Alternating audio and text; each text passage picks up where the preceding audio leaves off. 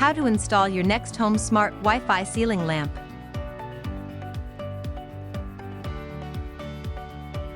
Make sure you have the contents in the box and the necessary tools at hand. Find the breaker that controls the circuit for your ceiling lamp and turn it off before you continue with the installation.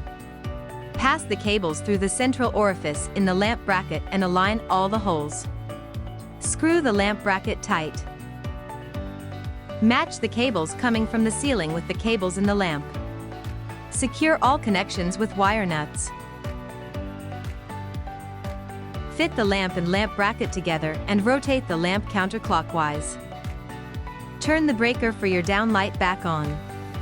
The light will start blinking, indicating that the physical installation has been completed, and that the smart Wi-Fi ceiling lamp has now entered pairing mode and is ready for setup via the Nexxt Home app.